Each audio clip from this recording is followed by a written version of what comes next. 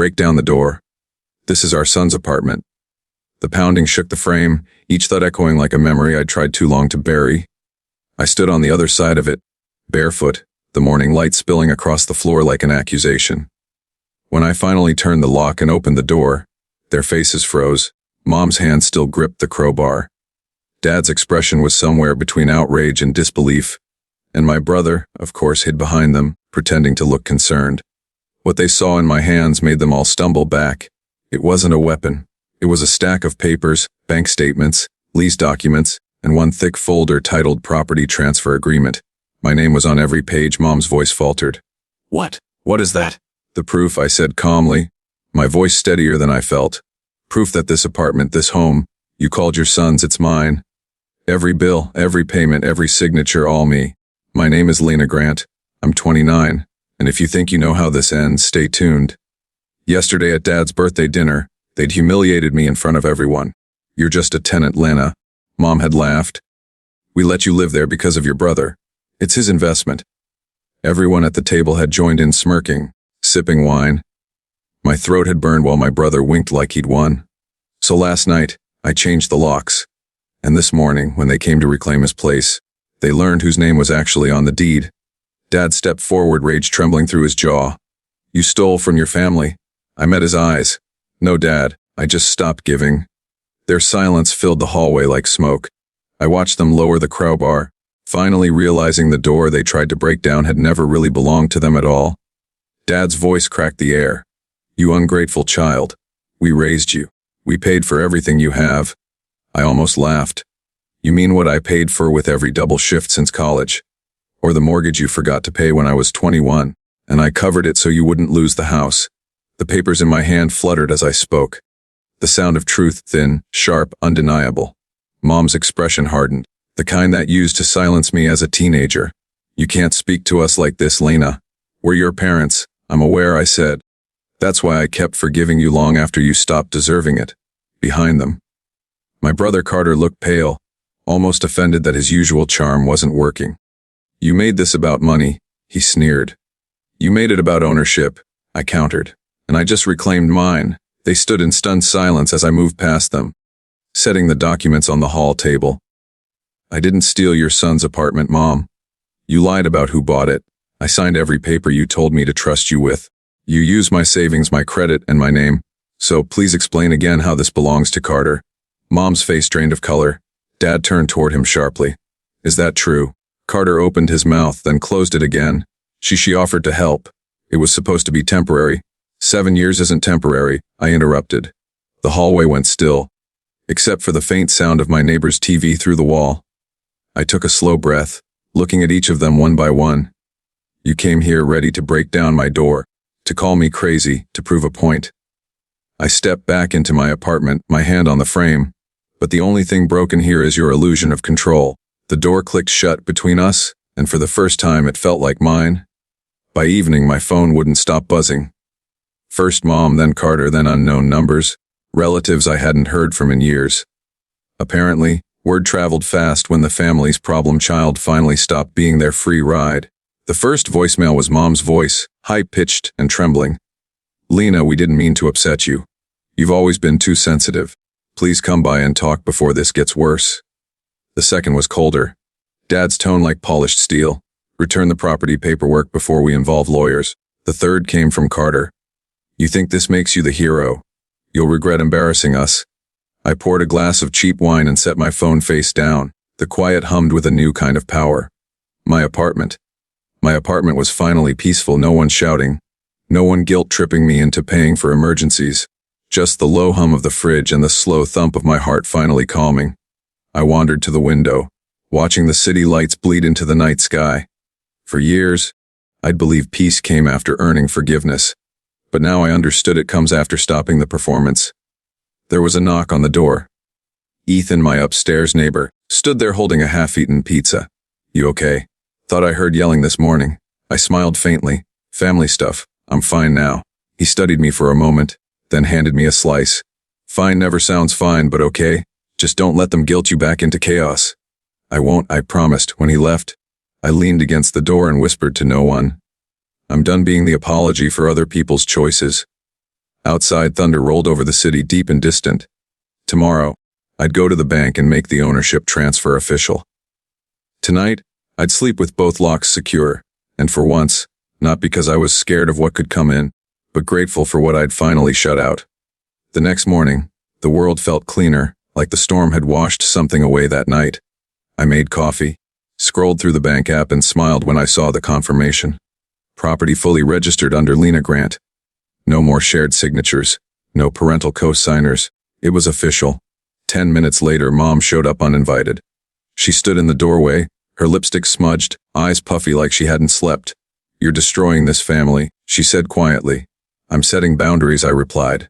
"There's a difference." She tried to step inside, but I didn't move aside. "Lena, we made sacrifices too. You just don't remember them." "I remember plenty," I said. "I remember taking double shifts so Carter could go on that European exchange program.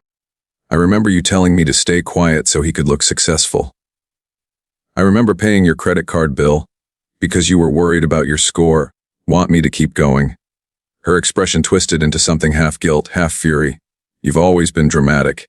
This attitude will ruin you." I tilted my head. "You mean ruin your control?" She looked at the floor. For a moment, I almost softened, almost. But then she whispered, "Your brother's business is struggling. The least you could do is transfer the apartment to his name.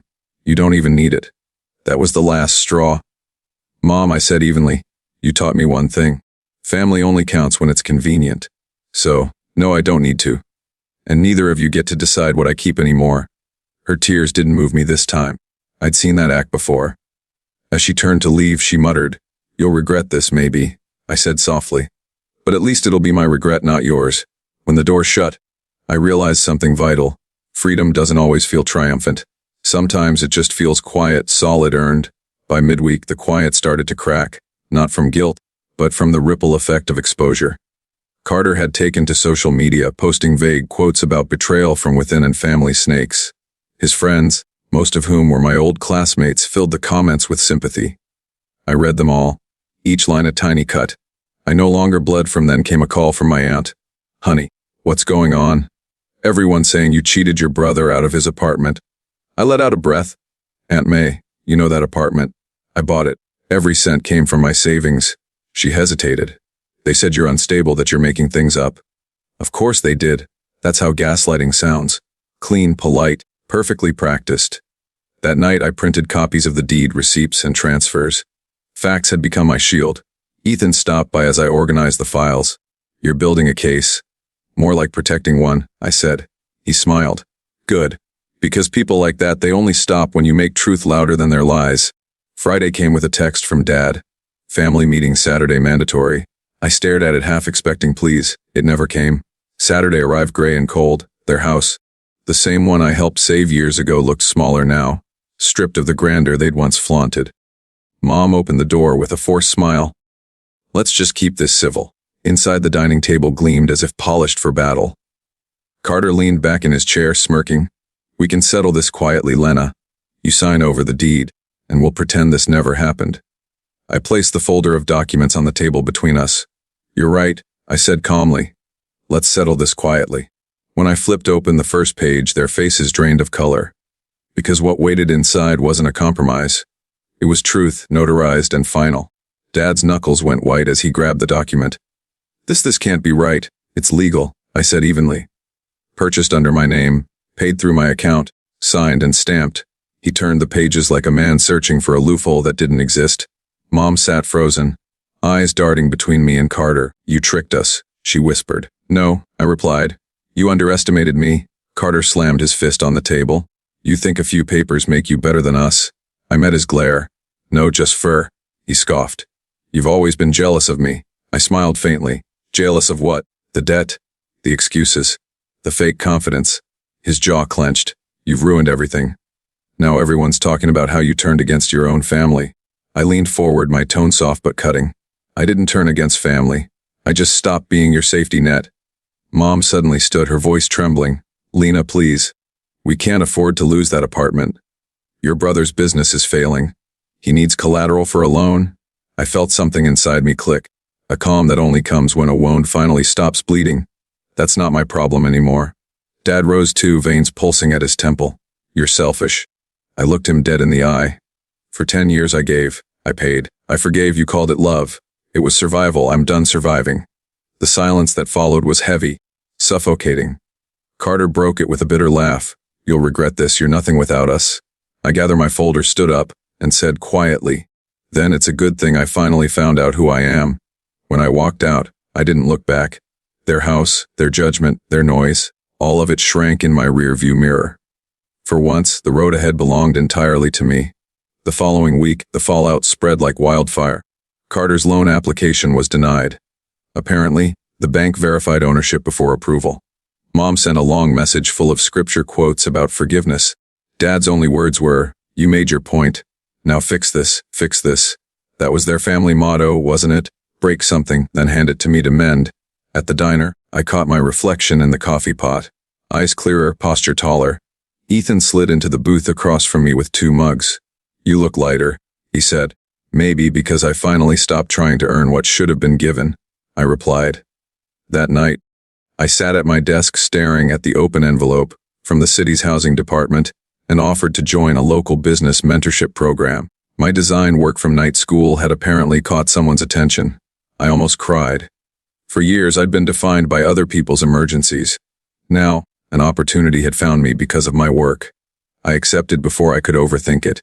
The next morning, I posted one thing online.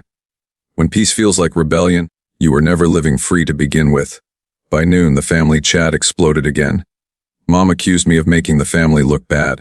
I muted the thread and went back to sketching logo concepts for my first client. Ethan came by in the evening with a box of pastries. Celebration food, he grinned, for the woman who finally chose herself. We ate by the window, the city lights reflecting on the glass. Do you ever miss them? He asked softly. I thought about it for a long time. I miss who I hoped they could be. Outside, rain tapped against the glass, steady and sure, like the sound of something washing away. A month later, I stood on a small stage at the community hall, my hands trembling not from fear, but from disbelief. The business mentorship program had chosen my presentation as one of their featured success stories. My slides displayed sketches from late nights, diner breaks, and tired mornings. All the pieces of a life I built while everyone told me I was wasting time. When it ended, the audience applauded. The sound felt unreal, validation that didn't come with strings attached. Afterward, a woman from the city council shook my hand. Your story resonated with so many people, she said. Would like you to mentor the next group. I smiled, feeling something rise in my chest that I hadn't felt since childhood. Pride without apology. Later that night, I drove home through the city glow, music low, windows down. As I pulled into my parking spot, a familiar car idled by the curb. My parents stepped out, their faces softer, smaller. Mom's voice cracked, we just wanted to see you. We heard about your talk. Dad looked at the ground. You did good, Lana. For a second, I searched their eyes for sincerity. I didn't find much, but maybe enough. I appreciate you coming, I said calmly. But I don't need fixing anymore, I'm good. Mom's tears welled. Can we start over? Maybe someday, I said gently. When it's not just because you lost control. I walked past them up the steps to my apartment. Each one a line between past and present. Inside, the lights glowed warm. The air smelled like coffee and calm.